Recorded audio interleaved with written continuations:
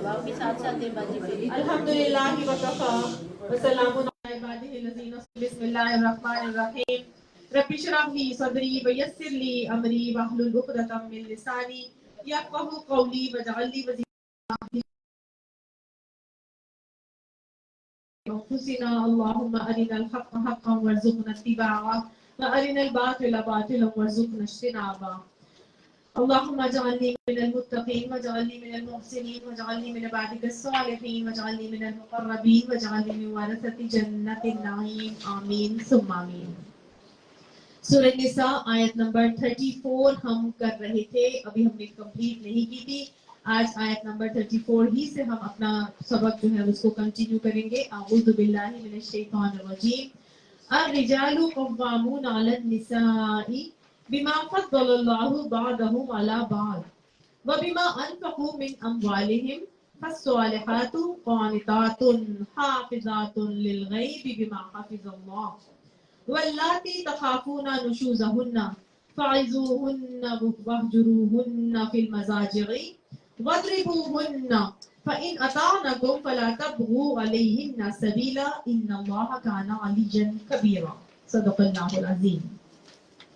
سورہ نساء میں اللہ سبحانہ تعالیٰ نے بڑی ہی خوبصورتی سے ایک مسلمان گھرانے کی اسٹرکچر جو ہے وہ ہمیں بتایا ہے اور اس کا ایک نیٹ ورک جو ہے وہ کریٹ کیا ہے. اللہ سبحانہ تعالیٰ نے شروع میں ہمیں بتا دیا تھا کہ تمہارے اندر سے ہی میں نے تمہارا جوڑا بنایا ہے، اور ہم نے دیکھا تھا کہ زوج اور پیر اللہ نے کہا تھا مرد اور عورت دونوں ایک جیسے ہیں.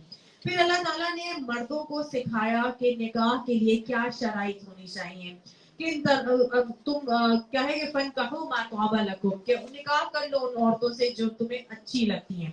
پھر اللہ نے ہمیں مسلمان مردوں کو یہ بھی طریقہ بتایا تھا کہ کتنی کر سکتے ہو، 4 سے زیادہ نہیں مسلمان مرد کو اجازت دی گئی. ٹھیک ہے.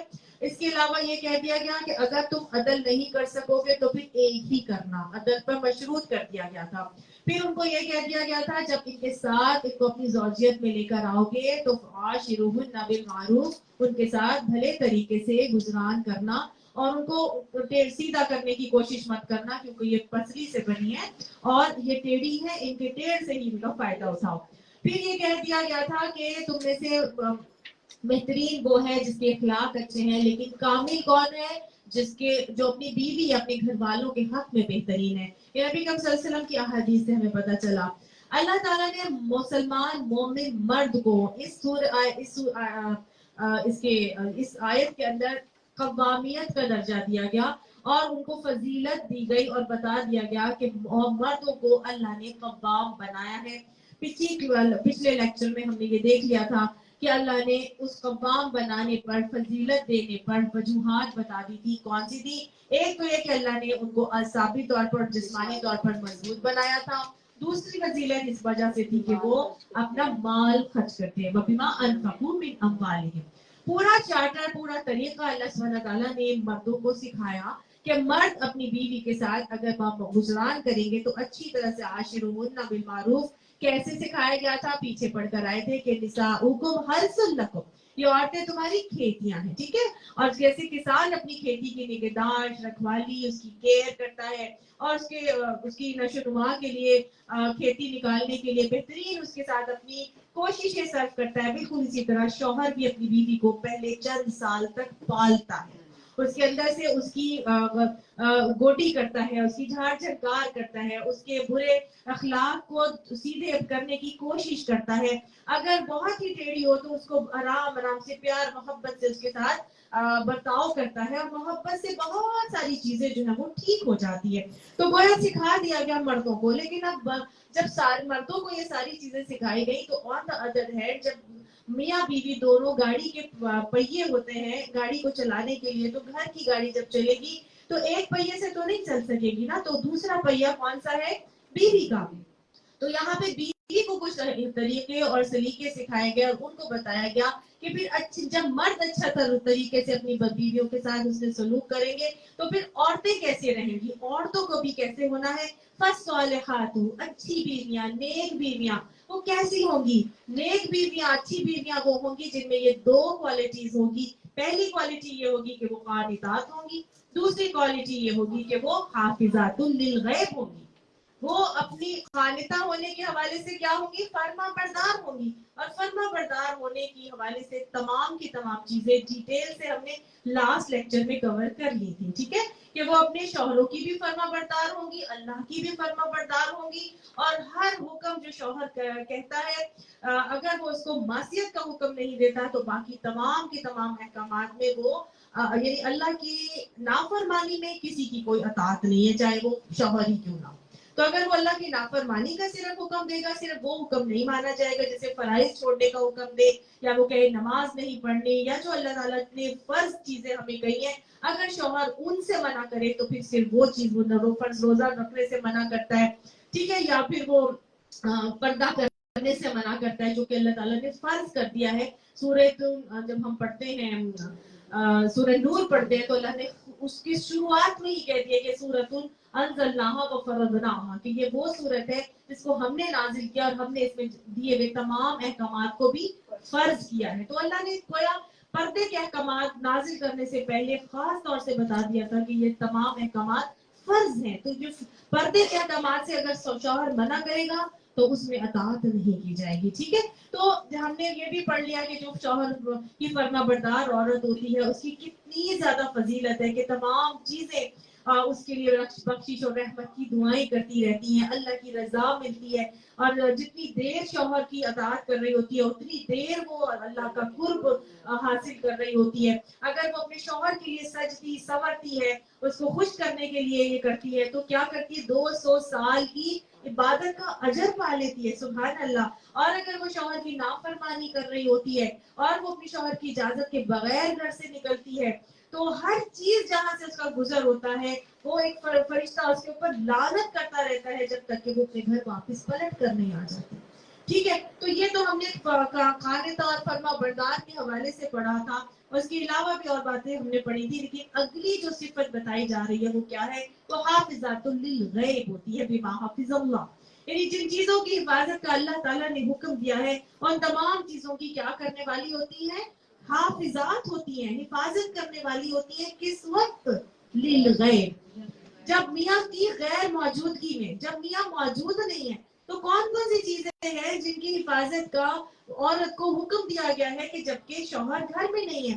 لیکن حدیث میں آتا ہے کہ تم میں سے ہر شخص رائی ہے اور ہر شخص سے اس کی رعایا کے متعلق سوال کیا جائے گا, اور شوہر کی غیر موجودگی میں اس کی بیوی اس کے گھر کی رعیہ ہے, ٹھیک ہے.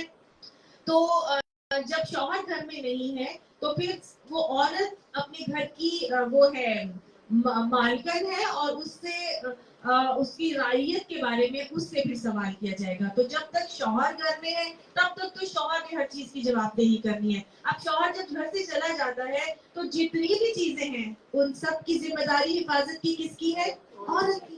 اب کیا کیا چیزیں ہیں جن کی حفاظت عورت نے کرنی ہے؟ سب سے پہلی چیز میں آتا ہے مال. جو شوہر کا مال ہے وہ عورت اس کی حفاظت بھی کرے گی, اس کی اجازت کے بغیر خرچ بھی نہیں کر سکتی, اور اس کی اجازت کے بغیر اس مال کو استعمال بھی نہیں کر سکتی, ٹھیک ہے. اگر شوہر بہت زیادہ امیر ہے, پیسہ والا ہے, لیکن بہت بخیل ہے اور وہ گھر میں خرچہ نہیں دیتا, صرف اس صورت میں اجازت دی گئی ہے, کیونکہ ابو جہل کے پاس کی بھی جو بیوی تھی نا وہ آئی نبی صلی اللہ علیہ وسلم, ابو سفیان کی بیوی آئی نبی صلی اللہ علیہ وسلم کے پاس اور اس نے آ کے کہا کہ میرا شوہر جو ہے وہ بہت کنجوس آدمی ہے اور وہ مجھے گھر کے خرچے کے لیے بھی پیسہ نہیں دیتا, حالانکہ پیسہ ہوتا ہے. تو آپ صلی اللہ علیہ وسلم, کیا اس کے جیب میں سے یا پاکٹ میں سے یا اس کے مال میں سے مال نکال سکتی ہوں؟ تو آپ صلی اللہ علیہ وسلم نے فرمایا تھا کہ اس قدر نکال لے جو تیری ضرورت کے لیے کافی, یعنی اتنا نہیں نکالنا کہ وہ ایکسٹرا ہی مال نکال لیا جائے. وہ جو آپ کے گھر کے خرچے کو چلانے کی ضرورت کے لیے چاہیے صرف اتنا شوہر کی پاکٹ میں سے مال نکالا جا سکے. اس کے علاوہ عورت کو اجازت نہیں ہے کہ وہ شوہر کی جیب کے اوپر بوجھ بنے. آج یہ مال کی حفاظت کے حوالے سے ہمیں خواتین کو بہت محتاط ہونا چاہیے. یہ آن لائن کی جو شاپنگ آج کل بہت زیادہ ہو رہی ہے اور خواہ مخواہ میں ضرورت بھی نہیں ہوتی وہ چیزیں منگوا لی جاتی ہیں. بس پتا ہے کہ جی یہ بینک اکاؤنٹ ہے اور بس میں نے تو لینا ہی لینا ہے, فلانی نے خرید لیا میں نے بھی خریدنا ہے, فلاں جگہ سیل لگی ہے, فلاں جگہ مل رہا ہے. وہ آپ کو جو موبائل ہمارے ہاتھوں میں ہر وقت کچھ نہ کچھ آ رہا ہے, کوئی پیجز لائک کیے ہوئے ہیں, فلاں جگہ میں یہ چیز سستی مل رہی ہے اور وہ جی فٹافٹ منگائے جا رہے ہیں اور شوہر کی جیب کے اوپر بوجھ بنے چلے جا رہے ہیں. آج کل کے اس حوالے سے بھی بہت محتاط ہونے کی ضرورت ہے کہ شوہر کا مال ہمارے پاس حفاظت سے رکھنا ہے, ہمیں اس مال کی حفاظت کرنی ہے. اپنی اتنے ہی خرچے کریں جتنا آپ شوہر کی جیب کے اوپر بوجھ نہ بنے. آپ کو میں نے شاید پچھلی کلاس میں بھی بتایا تھا کہ وہ ایک کمپنی کی سیل لگی اور اس سیل کے اندر اس قدر لوگ جو ہے وہ ٹوٹ پڑے تھے کہ وہ جو مرد ہے وہ بیچارے نارمل عوام جو کہ بالکل مڈل کلاس فیملی سے بلانگ کرنے والے لوگ وہ بیچارے سر پکڑ کے باہر کی کرسیوں پہ اپنا ویٹنگ میں بیٹھے ہوئے ہیں اور بیویاں اندر پتہ نہیں کتنا خرید رہی ہیں اور کتنا شوہر کی جیبوں پر بوجھ بنا کے بیٹھی ہوئی ہیں. تو یہ شوہر کی مال کی حفاظت کرنے والیاں بیویاں نہیں ہیں. عورت کے اوپر لازم ہے کہ وہ اپنے شوہر کے مال کی حفاظت کرنے والی ہے. ایسی جگہ پر بھی خرچ نہ کرے کہ جہاں پر خرچ کرنا ضروری نہیں ہے اور آپ وہاں پہ خرچ کر رہے. وہ اپنی میں نے تو جی بیٹے کی یا بیٹی کی برتھ ڈے کرنی ہی کرنی ہے اور فلاں ڈیزائنر سے اور فلاں ایونٹ مینجمنٹ والوں سے کروانی ہے اور وہ شوہر اتنا افورڈ بھی نہیں کر سکتا اور خواہ مخواہ اپنی شوہر کی جیب پر بوجھ بن کے آپ بیٹھے. کتنا کرنا ہے خرچ؟ اپنی چادر کو دیکھ کے پاؤں ہلانا چاہیے. کبھی بھی اپنی چادر سے باہر پاؤں رکھیں گے تو ہمیشہ نقصان میں جائیں گے اور آپ حافظات للغیب کی کیٹیگری میں شامل ہونے والیاں نہیں ہوگی. شوہر اگر موجود ہے تو بھی اور اگر نہیں ہے تو بھی مال کی حفاظت کرنا لازم ہے. یاد رکھیے گا اگر مال جمع کر رہے ہیں تو دیٹ مینس کہ کسی کا حق ہے جو مارا ہوا ہے. اگر مال جمع کر رہے ہیں تو کسی کا حق مارا ہوا ہے. اس حقدار کو ادھر ادھر دیکھ کر اس حقدار کو وہ مال پہنچائے بجائے اس کے کہ کہے میرے پاس اتنا مال ہے تو میں اپنے ہی اللہ پر لگا لوں اور اپنی ہی جو ہے وہ خواہشات پہ ختم کرنے کے لیے اس کو استعمال کر لوں. آپ کے پاس اگر اللہ نے آپ کی ضرورت سے زائد دیا ہوا ہے تو وہ کسی کا حق ہے جو آپ کے پاس ہے. اس حقدار کو اس کا حق پہنچائے. اور اگر آپ کا شوہر کنجوس ہے وہ نہیں دینا چاہتا تو شوہر کو موٹیویٹ کریں, قائل کریں اور بتائیں کہ یہ ہماری ضرورت سے زیادہ ہے, اس کو فلاں جگہ پہ انویسٹ کریں. آپ اگر نیک ہوگی اپنے شوہروں کی مال کی حفاظت کرنے والی ہوں گی تو مال کی حفاظت ہی تو ہے کہ آپ اس مال کو آخرت انویسٹمنٹ بینک میں جمع کروا دیں اور ان کو سمجھائیں کہ یہ وہ مال ہے جو اس وقت ہمیں بہت ضرورت ہوگی. تو یہی مال کی بہترین حفاظت ہے کہ جو اس مال کو دنیا میں نہیں بلکہ کس کام کے لیے استعمال کرنے والیاں ہوں گی, آخرت انویسٹمنٹ بینک میں جمع کرانے والیاں ہوں گی. یہ ہے حافظات للغیب کی بہترین کوالٹیز. اور ساتھ میں جو ہے وہ دوسری چیز کیا ہے, مال کی حفاظت کرنی ہے تو مال کی حفاظت کے بعد دوسری چیز کیا ہے جس کی حفاظت کرنی ہے؟ مال کی حفاظت کے بعد عزت کی حفاظت, شوہر کی عزت کی حفاظت کی جائے. اب شوہر کی عزت کی حفاظت میں بھی آپ دیکھ لیجئے, ہم پیچھے بھی پڑھ کر آئے تھے اور اس میں ہم نے دیکھا تھا جب ہم نے پڑھا تھا کہ ہن لباس لکم وانتم لباس لہن, وہ تمہارا لباس ہے اور تم ان کا لباس ہو. تو شوہر اور بیوی تو ایک دوسرے کے لیے لباس ہے. اور لباس کیا کرتا ہے؟ ہمارے جسم کو ڈھانپتا ہے, ہمارے جسم کے عیبوں کو چھپاتا ہے, ہمیں خوبصورت بناتا ہے.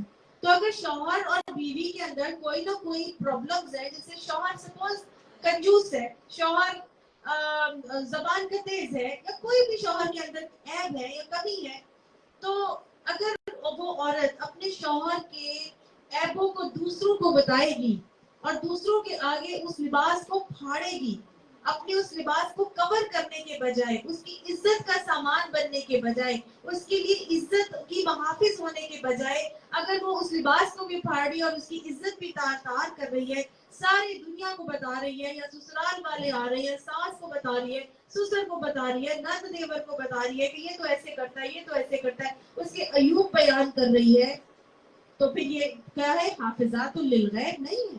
شوہر گھر سے باہر گیا ہے، وہ اپنی دوستوں کو بتا رہی ہے اور دوستوں کے اپنے شوہر کے دوستوں کو بتا رہی ہے کہ یہ ایسے کرتا ہے، اس کو ایسے کو ایسے. آج آپ نے دیکھا ہوگا لڑکیاں بہت زیادہ اس طرح سے کرتی ہیں کہ جا کے اپنے شوہروں کی اپنی فرینڈس کے اندر یا شوہروں کے دوستوں کو بتا رہی ہوتی ہیں کہ یہ ایسے کرتا ہے، یہ ایسے کرتا ہے، یا ساس سسر کو بتا رہی ہوتی ہیں یا مختلف فیملی ممبرس کو بتا رہی ہوتی ہیں اور جا کے اپنے شوہر کی پوری عزت کو نیلام کر رہی ہوتی ہیں. یہ اچھی بیویوں کی خصوصیات نہیں ہے. آپ صلی اللہ علیہ وسلم نے ایسی عورت کے لیے کہا کہ جو عورت اپنے شوہر کے عیب لوگوں کو بیان کرتی ہے وہ جہنم میں جانے کا سامان تیار کرتی ہے. وہ جہنم کو آگ کو اپنے لیے تیز کرنے کا بلکہ اہتمام کرتی ہے.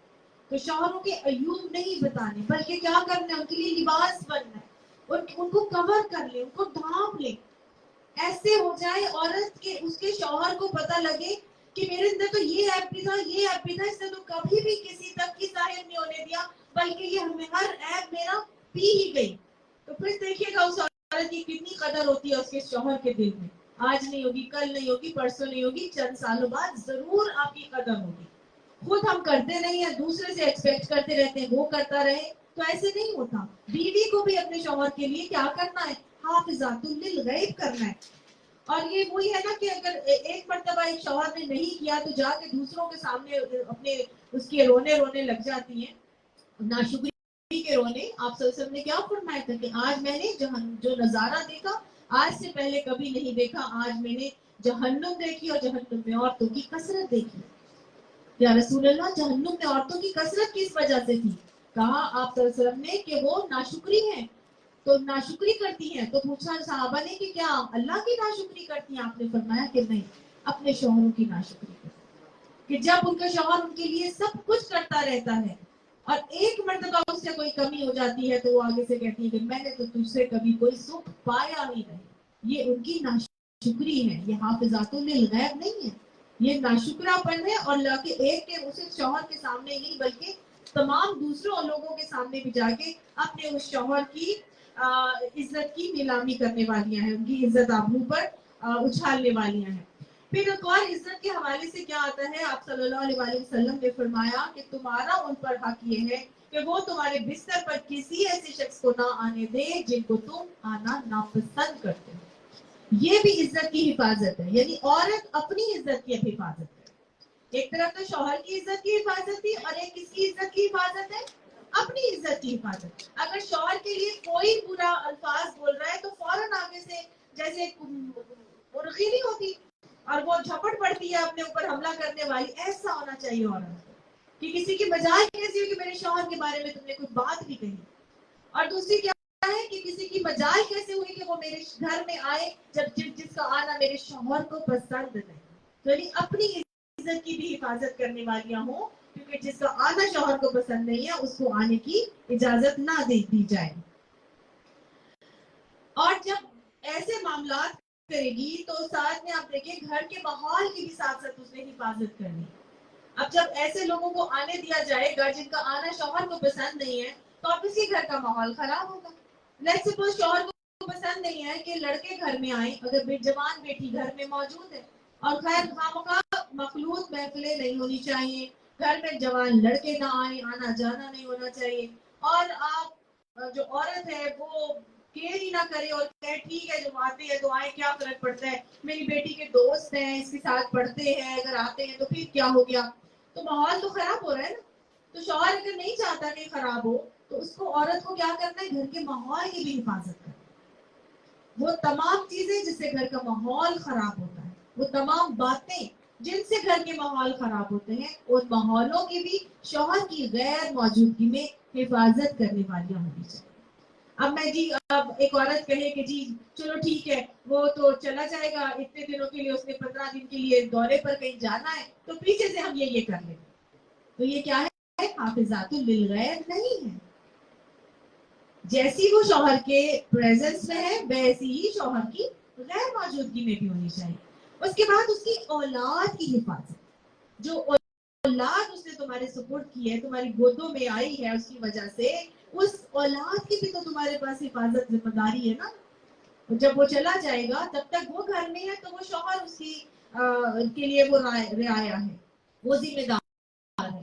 اگر اولاد بالغ ہو جائے نماز نہ پڑھے تو کس کو جواب دینا ہے؟ والدین کو. اور اگر کیا کہتے ہیں سے بالغ ہو جائے اور کوئی اس کی شادی نہ کی جائے اور وہ کسی غلط کام میں پڑ جائے تو کون جواب دے ہے؟ کون کس کی پکڑ ہے؟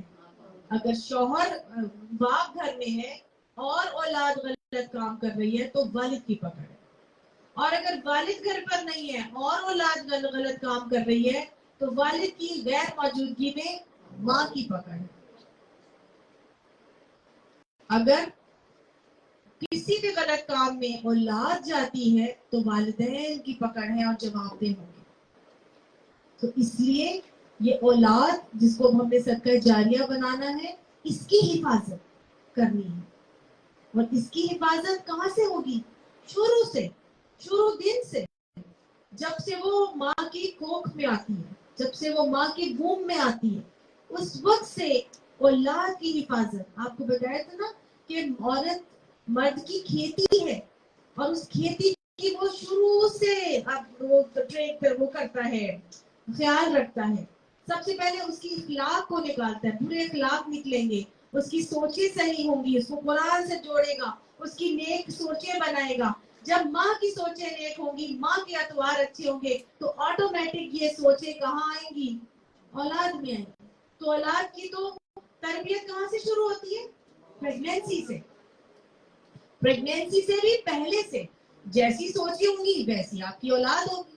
آپ نیک سوچیں رکھے ہوں گے آپ کی اولاد نیک ہوگی. آپ گندی سوچوں والے ہوں گے، آپ جیلس نیچر کے ہوں گے، ڈپریشن کے پیشنٹ ہوں گے، ڈپریس ہی رہتے ہوں گے تو اولاد میں بھی وہ ٹریٹس آئیں گی. یہ الٹیمیٹلی آئیں گی، یہ خود بخود ہوں گی. تو ہر بندہ، ہر عورت چاہتی ہے کہ میری اولاد نیک ہو تو وہ پریگنینسی میں ویسی ہو جائے جیسی وہ اپنی اولاد چاہتی ہے. اور اس کو ویسا بنانے میں کس کا کردار ہے؟ شوہر کا. شوہر کا کردار ہے. شوہر اپنی بیوی کو ویسا بنائے گا. اور اس کی پھر یہ اگر شوہر سپوز اپنا شوہر چلا گیا ہے اور وہاں پہ موجود نہیں ہے کہ شوہر کی آپ کو سپورٹ نہیں مل رہی ہے تو پھر کیا کرنا ہے اس کی غیر موجودگی میں؟ اب آپ نے خود اپنی حفاظت کرنی ہے. شوہر تو گھر کے کاموں کے لیے باہر سے چلا جائے گا، باہر چلا جائے گا، سارا وقت تو نہیں آپ کے سر پہ سوار رہے گا. اب وہ جو اولاد آپ کے اندر پنپ رہی ہے اس کی حفاظت آپ کی ذمہ داری ہے. اب پریگنینسی میں ہی آپ اگر گانے سنیں گی، آپ اگر غلط باتیں کریں گی، غیبتیں کریں گی، اپنی زبان پہ کنٹرول نہیں رکھیں گی، چگلیاں لگائیں گی، لڑائیاں کروائیں گی تو الٹیمیٹلی آپ کی اولاد میں وہ چیزیں آئیں گی. تو اٹس اے بگ ریسپانسبلٹی. کسی نے کہا ایک ہی بچہ ہے، ابھی جب میرا ایک ہی بچہ تھا تو کہا ابھی تک ایک ہی ہے، میری پہلے اور دوسرے میں گیپ ہے کافی.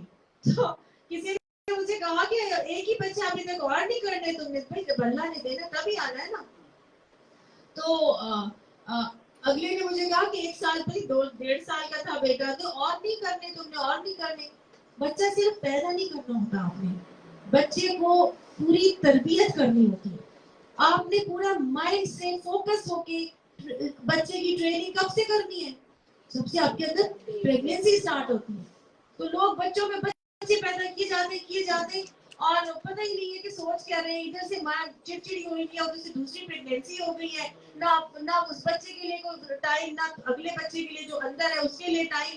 اور الٹیمیٹلی کیا ہوتا ہے وہ ایک کے اوپر بھی تھپڑ جڑ رہی ہوتی ہے، دوسرے کو بھی تھپڑ جڑ رہی ہوتی ہے اور اسی طرح رلتے بچے جو ہے بڑے ہو جاتے ہیں اور وہ آہستہ آہستہ وہ پھر وہ ڈفرینٹ نفسیاتی مریض بنتے ہیں، مختلف چیزوں کا شکار ہوتے ہیں اور ان کے پھر وہ ایشوز اور بعد میں اتنا کچھ وہ جو ہے وہ فیس کرتے ہیں. ماں باپ کی بہت بڑی ذمہ داری ہے، بہت بڑی ذمہ داری ہے کہ آپ اپنے بچے کو جیسا کر رہے ہیں. حافظات للغیب ہے یہ غیر موجودگی میں شوہر کا اگر نہیں ہے آپ نے اپنے بچوں کو دیکھنا ہے تو آپ نے جب سے دیکھنا ہے. اس کو اچھی طرح سے سمجھ لیجیے، اچھی بیویوں کی صفات ہے کہ وہ شوہر کی غیر موجودگی میں ان کی اولادوں کی حفاظت کرنے والیاں ہوتی ہیں.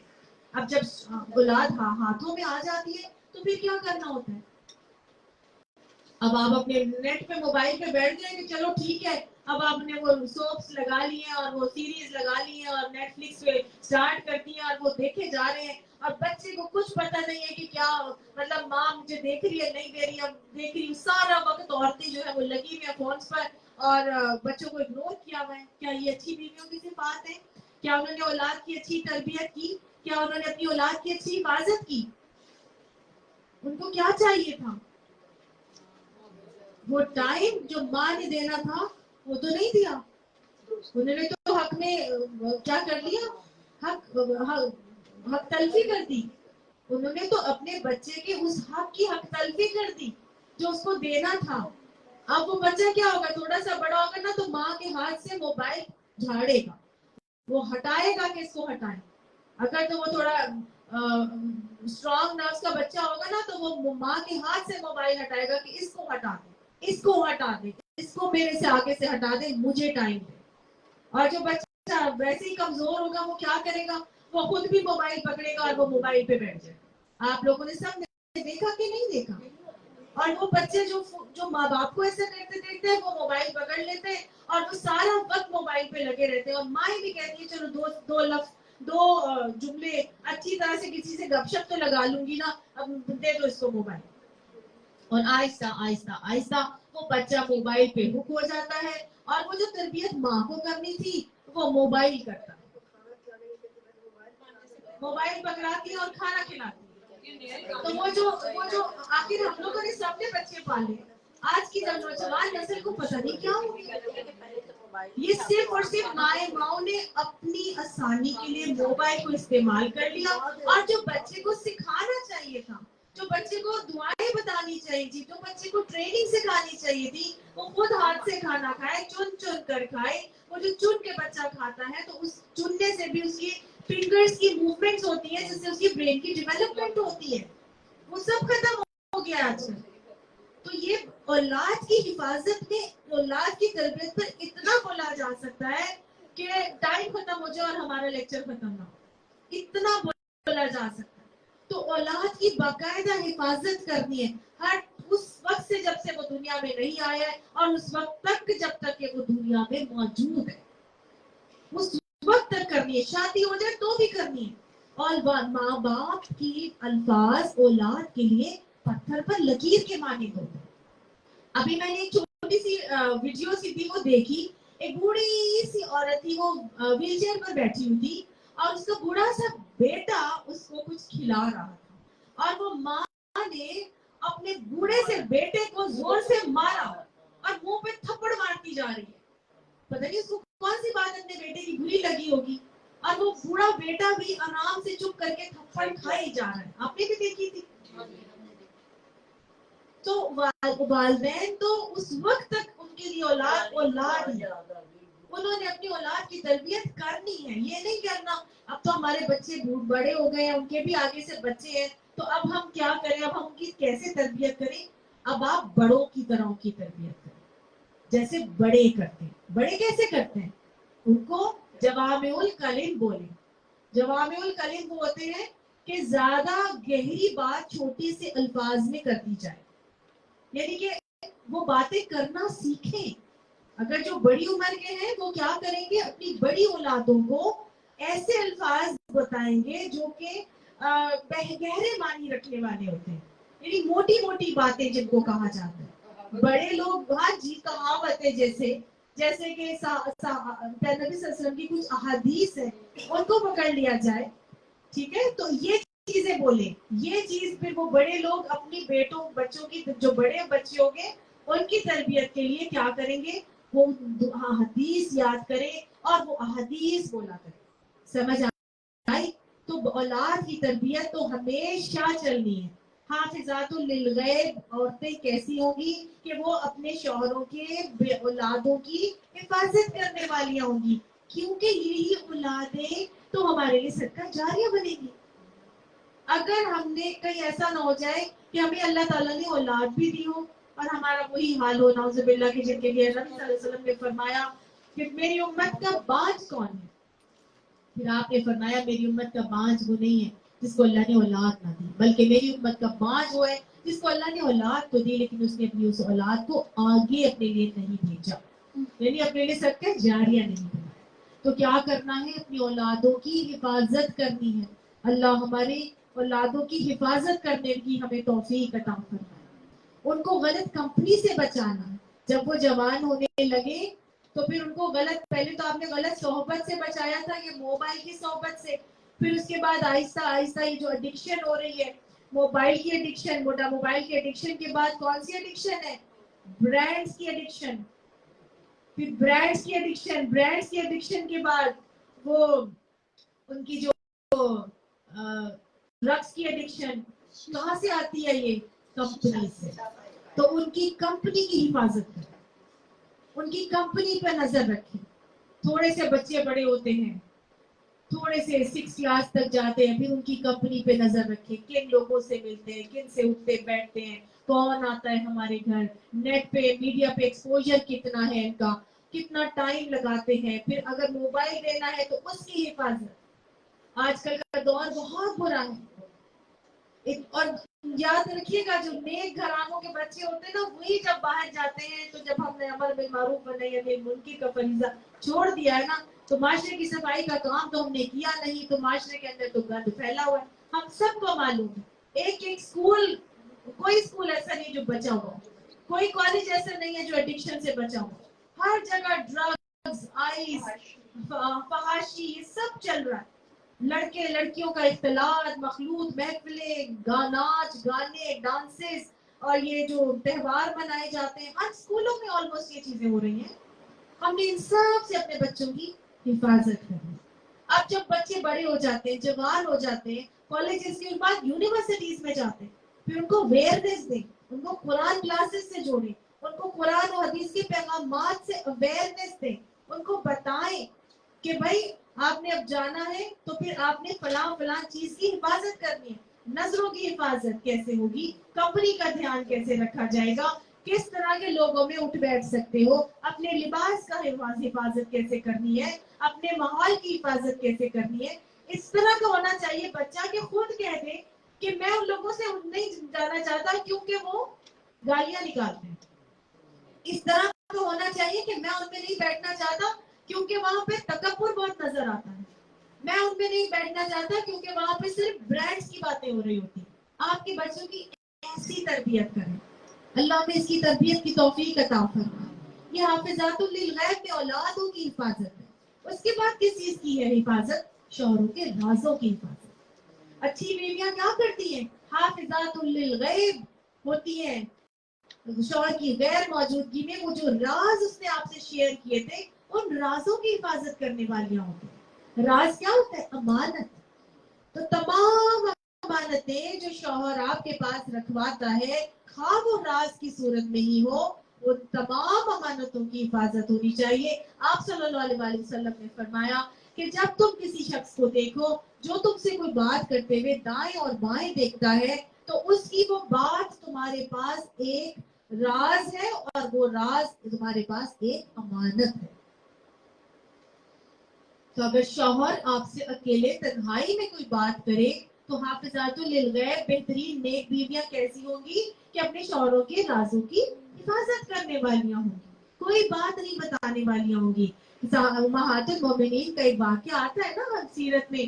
کیا ہوا تھا؟ آپ صلی اللہ علیہ وسلم نے جب وہ پی لیا تھا، شہد پی لیا تھا، ہاں جی، تو آپ صلی اللہ علیہ وسلم نے ان کو ایک امہات المومنین حضرت زینب، حضرت سودا، حضرت ام سلمہ اور حضرت عائشہ، ان 4 کا ایک گروپ تھا. ان لوگوں نے کہا صلی اللہ علیہ وسلم کو، وہ کہیں گے کہ آپ کے منہ سے مغافیر کی اسمیل آتی ہے شہد کی، کیونکہ وہ جو شہد ہے نا وہ حضرت زینب بنت جہش کی والدہ لے کر آئی تھی، اور حضرت زینب بنت جہش جو ہے وہ دیا کرتی تھی حضرت صلی اللہ علیہ وسلم کو. تو آپ صلی اللہ علیہ وسلم وہ جب نکلنے لگتے تو وہ پیش کرتی تھی، تو آپ صلی اللہ علیہ وسلم ضرورت سے زیادہ ان کے احترام کرنے لگے. تو وہ بس سوکنوں نے مل کر یہ بات کر لی. تو انہوں نے کہا کہ اب نبی آئیں گے تو ان سے کہنا ہے کہ آپ کے منہ سے اسمیل آ رہی ہے، تم بھی یہ کہنا، تم بھی یہ کہنا. سب نے کہا ٹھیک ہے. پھر جب ایسے ہی ہوا تو نبی صلی اللہ علیہ وسلم تو ویسے ہی منہ سے اسمیل آنے کو بالکل ناپسند کرتے تھے. آپ صلی اللہ علیہ وسلم نے حضرت حفصہ کو بول دیا کہ آئندہ میں شہد ہرگز بھی نہیں کھاؤں گا. قسم کھا لی. تو ان 4 کا گروپ تھا, حضرت زینب کا, سوری حضرت حفصہ کا, حضرت عائشہ کا, حضرت ام سلمہ اور حضرت سودا, ان 4 کا گروپ تھا. تو انہوں نے آگے سے جب قسم کھا لی تو کہا کہ اچھا تم نا عائشہ کو مت بتانا, اس بات کا کسی سے تذکرہ نہیں کرنا, اور یہ کہا تھا کہ تم اس بات کا کسی سے تذکرہ نہ کرنا, یہ نہ ہو کہ زینب کو تک پہنچے تو اس کو برا لگے. تو حضرت حفصہ کی بڑی دوستی تھی حضرت عائشہ کے ساتھ, تو انہوں نے کیا کیا, حضرت عائشہ کو یہ بات بتا دی. تو اس بات کا تذکرہ باقاعدہ طور پر قرآن پاک میں اللہ سبحانہ تعالیٰ نے آیات میں کر دیا کہ جو نبی نے تم سے راز کی ایک بات کہی تھی اور وہ تم نے جو ہے وہ عیاں کر دی. اب کسی صحابی کو یہ ہمت نہیں ہو رہی تھی کہ وہ پوچھتے کہ یہ کون سی ازواج تھی جنہوں نے یہ معاملہ کیا تھا. حضور صلی اللہ علیہ وسلم کی ڈیتھ کے بعد جا کے یہ ہاں جی انہوں نے حضرت عمر سے پوچھا تھا, تو پھر یہ پتا چلا ابن عباس نے حضرت عمر سے جب پوچھا تو پتا چلا, یا عبداللہ بن مسعود نے پوچھا تھا تو انہوں نے بتایا کس نے کی تھی, تو انہوں نے بتا دیا کہ جی یہ 2 تھی خواتین. تو ازواج مطہرات سے بھی شوہر کے راز کی امانت میں خیانت ہو گیا تھا. اور اس کے علاوہ کون سی بیوی تھی جس نے اپنے شوہر کی راز میں امانت میں خیانت کی تھی؟ حضرت لوط علیہ السلام کی بیوی نے. حضرت لوط علیہ السلام نے اپنی بیوی سے کہا تھا کہ جب وہ فرشتے پہنچے تھے ان کے گھر میں حضرت قوم لوط کو عذاب دینے کے لیے, تو حضرت لوط علیہ السلام نے اپنی بیوی کو کہا تھا کہ کسی کو قوم کو یہ پتہ نہ چلے کہ ہمارے گھر میں خوبصورت شکل والے لوگ آئے ہیں, لڑکے آئے, کیونکہ لڑکوں کی شکل میں گئے تھے خوبصورت شکل والے. تو یہ شوہر کی رازوں کی امانت میں خیانت کیا ان کی بیوی نے. کیا کیا تھا, وہ چمنی سے آگ دھواں نکال کے اور ساری بستی والوں کو بتا دیا تھا کہ ہمارے گھر میں بہت خوبصورت لڑکے آئے ہوئے. تو سارے بستی والے جو ہے وہ دوڑ پڑے تھے اور حضرت لوط علیہ السلام کے گھر دروازہ توڑنے کے لیے پہنچ گئے تھے اور کہا تھا کہ یہ لڑکے ہمارے حوالے کر دو. جس پر پورا واقعہ آتا ہے نا کہ حضرت لوط نے کہا تھا کہ تم میری بیٹیاں ہیں ان سے نکاح کر لو, تم خدا کے لیے میرے مہمانوں کے بارے میں مجھے رسوا نہ کرو. تو یہ شوہر کی امانت میں خیانت کرنے کی وجہ سے حضرت لوط علیہ السلام کی بیوی کو بھی اللہ تعالیٰ نے کیا کہا تھا کہ لوط علیہ السلام تم سب جو ہے نا یہاں سے راتوں رات نکل جانا, لیکن تمہاری بیوی تمہارے ساتھ نہیں جائے, وہ پیچھے رہ جائے. اور پھر ان کو بھی انہوں نے کیا تھا, عذاب میں مبتلا کیا تھا, اور ان کو بھی ان کی بیوی کو بھی جو ہے وہ نیست و نابود کر دیا تھا. تو یہ شوہر کے راز سیکریٹ جو شوہر آپ سے کرے یا بیویوں سے کرے, ان کو ہرگز بھی ان باتوں کو دوسری جگہوں پہ بیان نہیں کرنا چاہیے. چاہے وہ بزنس کی باتیں کرے, چاہے وہ آپ سے اپنی کوئی فیلنگز شیئر کرے, یا کوئی بھی بات آپ سے وہ کرتا ہے, تو آپ جو اچھی بیویاں وہ کیا کریں گی, وہ شوہر کی کسی بات کو آگے بیان نہیں کریں گی جو شوہر کی بیوی کے ساتھ کی ہوئی ہے. یہ حافظات للغیب بما حفظ اللہ ہے. اس کے علاوہ جو آخری چیز, جو امانت جو آپ کے پاس شوہر چھوڑ کر جاتا ہے, ایک تو اپنا مال چھوڑ کے جا رہا تھا, گھر چھوڑ کے جا رہا تھا, عزت آپ اپنی بیوی چھوڑ کے جا رہا تھا گھر میں, پھر اس کے بعد اپنے باتیں کچھ اس نے جو کہی تھی, کچھ جو چیزیں جو چھوڑ کے جا رہے ہیں, اور اس کے بعد جو آخری چیز جو چھوڑ کے جاتا ہے گھر, وہ ہے اس کے والدین.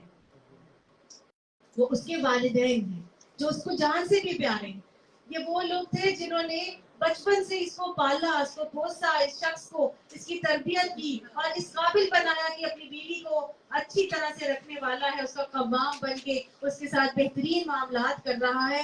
تو وہ کیا کرے گی, وہ تو نیک ہے, وہ تو فرما بردار ہے, وہ شوہر کی غیر موجودگی میں اس کی امانتوں کی حفاظت کرنے والی ہے.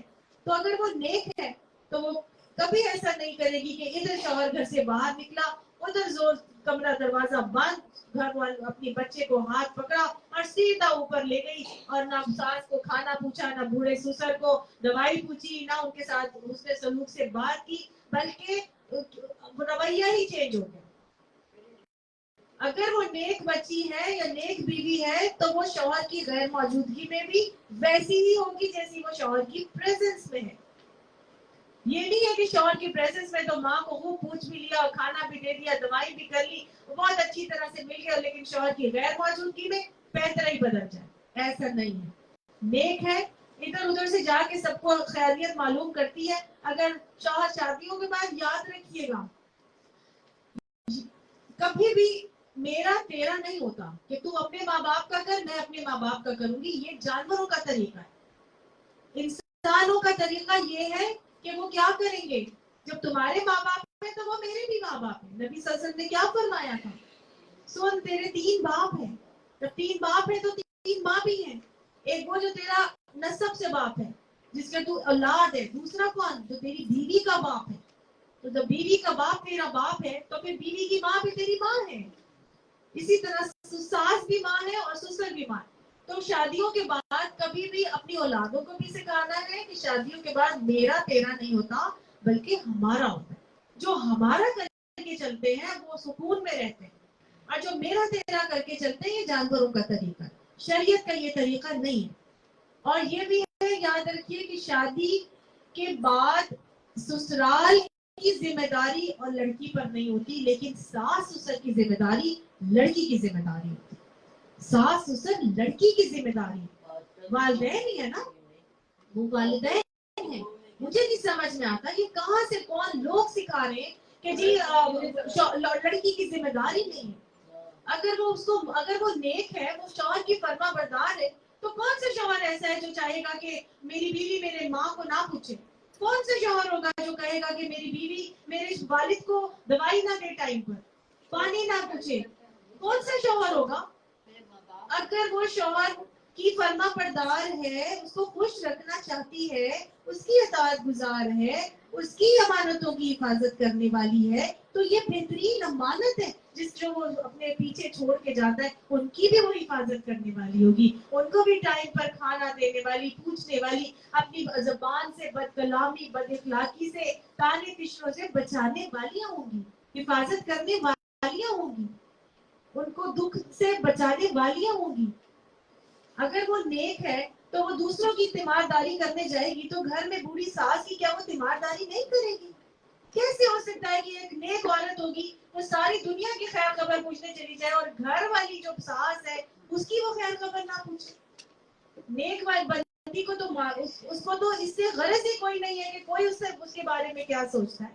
نیک بندی کو تو غرض ہی اس کے لیے کہ میرا اللہ مجھ سے راضی ہو جائے. وہ تو اپنا ہر کام بھی آخرت کی نیت سے کرے گی. تو پتہ نہیں کیوں یہ بات کہہ دی جائے, سسرال کی ذمہ داری عورت پر نہیں ہے, لڑکی پر, لیکن ساس سسر کی ذمہ داری لڑکی پر. میں نے شاید پچھلی کلاس میں بھی آپ کو بتایا تھا, ایک دفعہ پھر بتا دیتی ہوں. حضرت اسماء بنت ابی بکر کی مثال ہمیں ملتی ہے, حضرت نعمان بن بشیر کی مثال ہمیں ملتی ہے. وہ اپنی جو ان کی جو ماں تھی وہ اتنے اپنی والدہ کے فرما بردار تھے کہ ان کو کنگھی کرتے تھے, ان کے سر میں جوئیں ہو جاتی نکالتے, ان کے منہ میں نوالے ڈالتے, سب کچھ کرتے تھے, اور ماں کے سامنے ہاتھ جوڑ کر کھڑے ہوتے تھے. یہ وہ تھے جن کی تلاوت کی آواز اللہ کے نبی نے جنت میں سنی تھی خود اپنے کانوں سے.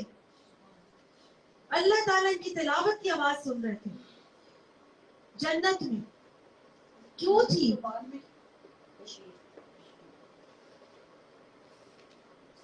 ان کا معاملہ یہ تھا کہ یہ اپنی والدہ کی اتنے فرما بردار تھے, خود تو تھے ہی, بیوی بھی ویسی تھی.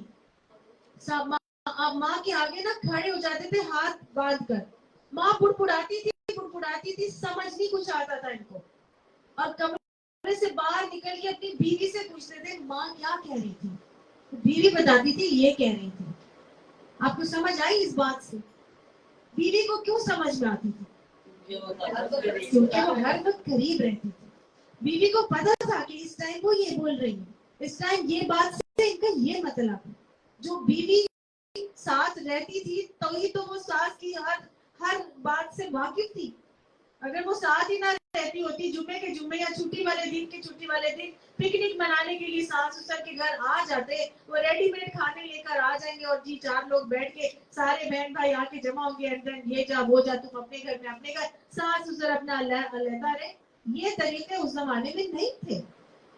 وہی اپنے ساس سسر کی بڑبڑاہٹ کو سمجھ سکتے ہیں جو ان کے پاس رہنے والے ہوتے ہیں. یہ ون آف دا ثبوت ہے جو میں آپ کو بتا رہی ہوں. دوسرا کون ہے؟ حضرت اسماء بنت ابی بکر. ان کے جو بہت بڑی ارلی ایج میں وہ ڈیورس ہو گئی تھی, طلاق ہو گئی تھی ان کو. عبداللہ بن زبیر سے ان کی شادی تھی. زبیر بن عوام کی بیوی تھی سوری, اور ان کے جو بیٹے تھے عبداللہ بن زبیر, ایک ہی بیٹا تھا. اب بیٹے کی جب شادی کی تو بیٹا اپنی بیوی کو لے کے ماں کو چھوڑ کے الگ نہیں ہو گیا تھا. یہ بیوی اس حضرت اسماء بنت ابی بکر کے ساتھ رہتی تھی, جس ساتھ رہتی تھی. حضرت فاطمہ, حضرت علی, ان کے بارے میں آتا ہے کہ ایک دفعہ میں نے پڑھا تھا کہ علی نے اپنی والدہ کو کہا تھا کہ اب میں آپ کے لیے لے کر آ رہا ہوں, اور اب آپ کی جو ہے وہ آئے گی اور آپ کے لیے جو ہے نا آپ کی وہ تنہائی کو کاٹنے کا سبب بنے گی. کون؟ حضرت فاطمہ, آپ کی بہو. تو وہ والدہ کے ساتھ ان کو رکھا. یہ کوئی نہیں دیکھتا ماں باپ کہاں جائے, اگر ان کی ایک ہی اولاد ہو تو کیا اولاد نے والدین کو پھینک دینا ہے؟ نہیں. آج ہمارا دین ہمیں یہ نہیں سکھاتا. یہ بہترین بیویوں کی یہ صفات ہے کہ وہ قانتات بھی ہوتی ہیں, حافظات للغیب بھی ہوتی ہیں, بما حفظ اللہ, یہ کرنے والیاں ہوتی ہیں. یہ اللہ تعالیٰ نے کچھ فرما بردار بیویوں کی یہاں پر شان ہمیں بتائی ہے اور ہمیں سکھا دیا ہے کہ عورت کو کیسا ہونا چاہیے. اب اس کے بعد جو ہے نا وہ بتایا جا رہا ہے, اب ساری کی ساری بیویاں تو ایسی نہیں ہو جائیں گی نا کہ ہر عورت ایسی ہو جائے. ایسا تو نہیں ہوتا نا کہ ساری عورتیں ایک ہی جیسی ہو جائیں اور ہر کوئی جو ہے وہ صالحات بن کے قانتات حافظات للغیب بن جائے. تو ایسا نہیں ہے, بلکہ کچھ بیویاں تو اچھی ہو جائیں گی, لیکن کچھ جو ہے اب وہ ظاہر ہے گھر میں دو, جب مرد اور عورت رہ رہے ہیں, دو مائنڈز ہیں, دو طبیعتیں ہیں, دو مزاج ہیں, تو ان کے درمیان آپس میں کچھ خلط یا کیا کہتے ہیں کھٹک پٹک بھی ہو سکتی ہے, کچھ کھٹ کھٹ پٹ پٹ بھی ہو سکتی ہے, کچھ لڑائی بھی ہو سکتی ہے, کچھ difference of opinions, difference of thoughts بھی ہو سکتے ہیں. تو ایک اللہ سبحانہ تعالیٰ نے صاف اس چیز کی عکاسی کی ہے اور یہ کہہ دیا ہے کہ دیکھو ضروری نہیں ہے کہ ہر بیوی جو ہے اپنے شوہر کی اطاعت گزار, فرما بردار اور حافظات للغیب ہو جائے. ڈفرینٹ طرح کے لوگ ہیں, ڈفرینٹ طرح کے مزاج ہیں. تو اب کیا ہو رہا ہے, اللہ تعالیٰ فرماتے ہیں اب اگر ایسا معاملہ ہو جائے کہ واللاتی تخافون نشوزہن, اگر تم ایسی عورتوں کو پاؤ کہ وہ عورتیں جو تخافون نشوزہن, تم ان کے نشوز سے ڈرتے ہو, تم ڈرتے ہو کہ وہ نشوز پر اتر آئیں گے. نشوز کس کو کہتے ہیں؟ نشوز کہتے ہیں ایسی حالت کو کہ جب ایک صحیح کام کے لیے کہا جا رہا ہو, حکم دیا جا رہا ہو, لیکن اس کو ضد اور ڈھٹائی کی وجہ سے یا ہٹ درمی کی بنا پر نہ مانا جائے. ایک صحیح بات کو محض ضد اور ڈھٹائی اور ہٹ دھرمی کی بنا پر نہ ماننے والے عمل کو نشوز کہا جاتا ہے. جب ایک عورت ہے خواہ مخواہ ضدی ہوئی ہے, اڑ گئی ہے کسی بات پر, نہیں مان کے دے رہی, شوہر کہہ رہا ہے یہ کرو, نہیں کروں گی, شوہر کہتا ہے میں ایسے چاہتا ہوں, وہ نہیں کرتی ویسے, اور ضد پر اڑی رہتی ہے اور اپنی منمانے بس وہ اڑی ہے, اس کے اندر ٹیڑھی ہے نا پسلی کی طرح, ٹیڑھی ہے اس کے اندر, ٹیڑھ ہے, وہ اڑ گئی ہے اور وہ کہتی ہے میں یہی کر کے جاؤں گی. تو پھر اللہ تعالیٰ فرماتے ہیں پھر کیا کرنا. اب مرد کے اعصاب کو اللہ سبحانہ تعالیٰ یہاں پر کیا کر رہے ہیں, آزما رہے ہیں. اعصابی طاقت اور مرد کے اعصابی قوت کو آزمایا جا رہا ہے. وہ اللہ نے جو اس کو قوام بنایا تھا نا, اس کو اعصابی طور پر مضبوطی عطا فرمائی تھی, جسمانی اور اعصابی قوت اللہ نے اس کو دی تھی. اب اس کے اعصاب کو آزمایا جائے گا. اس کو ایسے فل اتھارٹی نہیں دے دی تھی کہ بس تمہیں اب قوام بنا دیا تو جو مرضی تم چاہے کرو, تمہیں آزادی دے دی ہے. نہیں, اللہ نے ایسے موقعوں پر جب عورت نشوز پہ اتر آ جائے, سیدھی طرح سے مان کر نہ دے, تو مرد کو ایک طریقہ سکھایا ہے, اور اس طریقے میں عورت کو مائل کرنے کے لیے, قائل کرنے کے لیے, یا اس کی بات کو سمجھنے کے لیے اللہ نے اس مرد کو پورا ایک چارٹر اور طریقہ سکھایا ہے جس میں اعصابی قوت کو آزمایا ہے. اب عورت نہیں مان کے دے رہی, شوہر ایک صحیح بات کے لیے کہہ رہا ہے کہ ایسے کرنا ہے. مثال کے طور پر عورت کے جٹھانی کے گھر ایک بہت بڑا جو ہے نا کوئی فنکشن نہیں ہے, کوئی چیز خریدی ہے اس نے, صحیح ہے, जेठानी ने कोई चीज खरीदी है जिसमें हिरस और लालच में इस औरत को क्या है, मुझे भी चाहिए, मैंने भी लेना है, नया सोफा लिया, नया डाइनिंग टेबल लिया, ठीक है चले जी, ये उसने अपना ड्राइंग रूम सेट कर लिया, उसने अपना ड्राइंग रूम सेट किया है और नई नई चीजें ले ली, मुझे भी चाहिए। अब ये जो शौहर है ये बेचारा इतना नहीं अफोर्ड कर सकता, या अभी तो उन्होंने लेके सही चीजें ठीक ठाक थी, क्या जरूरत है ऐसा फजूल खर्ची करने में और इस तरह खर्चा करने में। वो अड़ी हुई है, मुझे चाहिए ही चाहिए, मैंने लेना ही लेना। अब मिसाल इसी, ये एक मिसाल है, इस तरह की लाख मिसालें आप ले लें। फला डिजाइनर का जोड़ा मेरी जेठानी पहनती है या मेरी नंद ने पहन लिया, अब मुझे भी चाहिए, सही है। उसने फला जिम ज्वाइन कर लिया, मैंने भी जाना है, उसने क्लब ज्वाइन कर लिया, मैंने भी करना है। तो रीस बरीस औरतों के अंदर बहुत ज्यादा ही होता है। अब वो मर्द जो है उसको मना किए जा रहे हैं या समझाए जा रहे हैं आहिस्ता, तो अल्लाह ताला ने ख़ुदाम बना के मर्द को ये नहीं कहा कि अब वो तुम्हारा कहना नहीं मान रही तो अब तुम उस पर जबरदस्ती करो, उसको डांटो डपटो या तुम उसके साथ बदसलूकी करो, गाली गलौज करो, नहीं। अब उसको अल्लाह ने क़वाम बना के उसको सबसे पहला क्या कहा है, अगर औरतें नशूज़ को उतराएं तो फ़ाइज़ूहुन्ना, क्या करना, उनको वाज करो, नसीहत करो।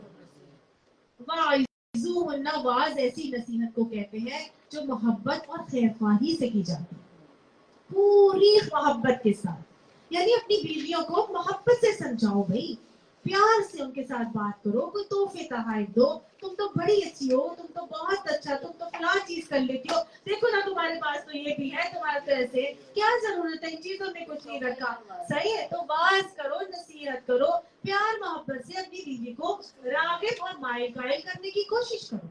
और मर्द को क्या कहा है, तोहफे तोहफे भी दो, इस हवाले से जो जो करना चाहते हो बाज और नसीहत करो और अपनी बीवी को समझाओ। अब इतनी ही अकड़ हो गई है कि नहीं मैं तो लेके ही छोड़ूंगी, मैंने तो दम ही नहीं लेना जब तक कि मेरे पास ये चीज आप हम ही नहीं भर लेते या करके नहीं देते थे, मैंने ये करना ही करना है, नहीं तो मेरी तो अगली सांस नहीं मुझे आएगी। हो जाती है ना कुछ खवातीन, कुछ लड़कियां या कुछ औरतें, जी मैंने जाना है, मैंने जॉब करनी है, शौहर कह रहे जॉब की जरूरत नहीं है, मैं कमा तो रहा हूँ फला, नहीं मैंने जाना ही जाना है, मैंने जॉब करनी। मुख्तलिफ किस्म की इस तरह की जो लड़कियों के अंदर या औरतों के अंदर अड़ी आ जाती है, रिटाई आ जाती है, और शौहर मना कर रहा है कि नहीं ऐसे करने की जरूरत, सही बात पर मना कर रहा है, लेकिन वो अड़ी भी है, मैंने करके ही रहना, पूरे घर का माहौल खराब करके रखा हुआ है, आए दिन लड़ाइयां हो रही है, हर बात पे उठ के तू मैं हो रही है, बेचारे बच्चे जो है वो अलहदा उनके साइकोलॉजिकल केस बनते जा रहे हैं और उसका शिकार होते जा रहे हैं। तो माँ बाप की लड़ाई में क्या बच्चे सही ग्रो होंगे, क्या डेवलपमेंट होगी उनकी, कैसे ब्रॉटअप होंगे, ऑब्वियसली उनको भी एक टेंशन वाली फेज में से बच्चे भी गुजरेंगे, तो घर का माहौल बिल्कुल खराब किया है। तो अल्लाह ताला फरमाते हैं जब मोहब्बत से, लाड प्यार से उनको प्यार मोहब्बत से समझा रहे हो, तो देखो वो पसली की तरह टेढ़ी है, उसको सीधा करने की कोशिश मत करना, प्यार मोहब्बत करो। और लाड प्यार से अमूमी तौर पर औरतें मान जाती, असल में औरत बड़ी बड़ी डेलिकेट सी चीज है, और औरत जो है ना वो सिर्फ अटेंशन मांगती है, मोहब्बत की भूखी होती है। जब उसको मोहब्बत अपने शौहर से मिल जाती है तो उसके लिए कोई दुनिया की चीज मानी नहीं रखती। वो कहते हैं ना कुछ भी नहीं होगा अगर प्यार मोहब्बत मियाँ और बीवी के अंदर होता है, तो वो एक कमरे के घर में भी गुजारा कर लेते हैं। लेकिन अगर प्यार मोहब्बत नहीं होगा तो चाहे महल के अंदर भी रह रहे होंगे ना, वो महल भी उनको सुख नहीं देगा, है कि नहीं।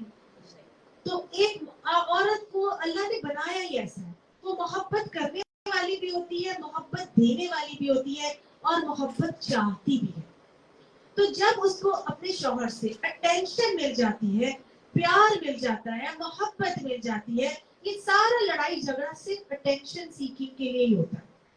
अमूमी तौर पर जब वो मिल जाता है तो वो अमूमी तौर पर क्या हो जाती है, आम तौर से औरत मान जाती है। 80 to 90% औरतें मान जाती हैं जब शौहर उनको समझाते हैं प्यार मोहब्बत से। अगर ऐसे ही बोलते रहे और इग्नोर कर करके समझाते रहे और इग्नोर ही करते रहे तो फिर नहीं मानेगी वो, फिर वो अड़ी करती रहेगी, ये औरत टेढ़ी है, उसके बाद क्या होगा। अब अल्लाह ने कहा अभी भी नहीं मान रही, शायद तुम्हारे अंदर ही कुछ कमी हो गई होगी, تو پھر اب کیا کرو؟ اب دوسرا اس کا لیول یہ ہے کہ وَاهْجُرُوهُنَّ فِي الْمَضَاجِعِ، خواب گاہوں سے ہجرت کر لو، الگ ہو جاؤ، چھوڑ دو ان کو، خواب گاہوں میں علیحدہ چھوڑ دو۔ تو جب شوہر عورت سے خواب گاہ میں علیحدگی اختیار کرے گا یا اس کو اپنا لمس نہیں دے گا تو کیا ہوگا؟ عورت اور بے چین ہو جائے گی۔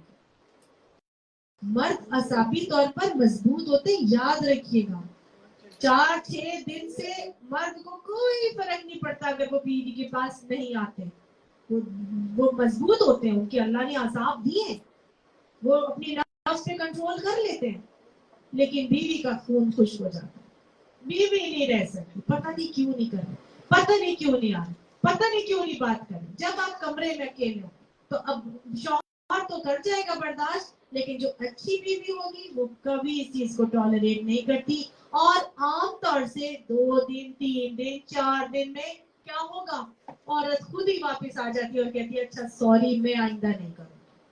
مرد سوری کرنے میں تھوڑا سا جھجکتے ہیں، ہچکچاتے ہیں، نہیں کرتے، لیکن عورتیں فوراً آگے آ جاتی، فوراً اپنا انا کو مار دیں گی اور اپنے آپ کو خود ہی سیدھا کر لیں گی۔ تو اللہ نے سیکنڈ لیول پر مرد کے اعصاب کو دوبارہ سے جھنجھوڑا اور اس کی صلاحیت کو آزمایا ہے۔ پہلے سمجھاتے رہو، دیکھیں وہ آپ کے ساتھ بدتمیزی کرتی جائے ایک عورت، تو مرد کو کیا دل چاہے گا کہ میں اس کے ساتھ پیار بھی کروں، محبت سے بات بھی کروں؟ وہ اپنی اڑی پر جب غلط بات پر اڑی کیے جا رہی ہے تو کیا شوہر کا دل چاہے گا کہ وہ اپنی بیوی کو تحفے لا کے دے، اس کو سمجھائے بجھائے؟ نہیں کرے گا نا۔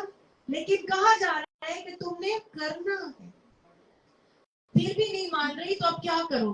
پھر تم علیحدہ کر دو، چھوڑ دو ان کو، چھوڑ دو، بالکل اپنا لمس نہ دو، اگنور کرو۔ آپ نے دیکھا ہوگا بچوں کی کیا طبیعت ہوتی ہے کہ جب مائیں ناراض ہو کے ان کو نہیں دیکھتی تو بچے ماؤں کا منہ پلٹ پلٹ کے موڑ موڑ کے کہتے ہیں مما پلیز دیکھیں تو صحیح، پلیز دیکھیں تو صحیح۔ تو جب شوہر نہیں دیکھے گا تو بیوی کا بھی ایسا ہی حال ہوتا ہے، بچے کی طرح ہوتی ہے عورت بالکل، تو بیوی کا بھی بالکل ایسا ہی حال ہوتا ہے۔ اگر اچھی بیوی ہے، محبت کرنے والی ہے، اور تو شوہر کی اس بے پرواہی یا بے اعتنائی کو برداشت نہیں کرتی، فوراً سوری کر کے جو ہے وہ اپنے آپ کو صحیح کر لیتی ہے۔ اور تیسرے لیول پر اب اللہ تعالیٰ نے کہا کہ اگر وہ پھر بھی نہیں مانتی، تم نے اپنے بستر بھی الگ کر لیے اسے، تم نے علیحدہ، اچھا بستر الگ کرنے سے اب تک یہاں پر اس طرح ہونا چاہیے کہ کسی کو پتا نہ چلے گھر میں، یہ بیوی تمہاری عزت ہے، بیوی تمہارا لباس ہے، تو کسی کو یہ کانوں کان خبر نہیں ہونی چاہیے کہ تمہارے اندر اور اس کے اندر کیا ٹینشن چل رہی ہے۔ یہ بات بھی دھیان رکھنا چاہیے۔ یس، اس لیے بہت کم ہے، اسی لیے کہا گیا، دیکھیں اسی لیے کہا گیا کہ مردوں کو قوام بنائے، یہ مردوں کو سکھایا گیا ہے، یہ ماؤں نے بچوں کو تربیت دینی ہے، یہ ماؤں نے اپنے بیٹوں کو سکھانا ہے۔ جو آپ کہہ رہی ہیں نا کہ وہی ماں بچہ کرے گا اپنی بیوی کے ساتھ، یا وہی مرد کرے گا، جن بچوں کو یہ باتیں پتہ ہوں گی، یہ کون سکھائے گا؟ ماں ہی سکھائے گی۔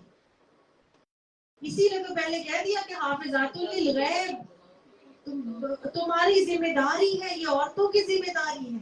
اپنے بچوں کی تربیت، ٹریننگ، یہ دین کا سیکھو اور سکھاؤ، یہ اپنے بچوں کو تربیت کرو۔ بیٹوں کی شادیاں تو سب کر دیتے ہیں، لیکن بیویوں کو کیسے رکھنا ہے یہ کوئی نہیں سکھاتا۔ ساسوں کو چاہیے کہ وہ بہو کی فیور کرنے والیاں ہوں اور اپنے بیٹوں کو ڈانٹنے والیاں ہوں۔ وہ گھر چھوڑ کر آئی ہے، تمہارے پاس رہ رہی ہے، سب چیزوں کی قربانی دے کے یہاں رہ رہی ہے، اس کے ساتھ حسن سلوک کرو، یہ تمہاری ذمہ داری ہے۔ خبردار تم نے ایسے کہا، خبردار تم نے یہ کیا، یہ ماؤں نے سکھانا ہے، ماؤں نے ٹریننگ دینی ہے۔ اور یقین مانیے جو مائیں ایسے کرتی ہیں، بہوؤں کو اپنا بنا لیتی ہیں، بیٹوں کو ڈانٹتی ہیں، ان کی بہویں پھر ساسوں کے ساتھ جڑ جاتی ہیں۔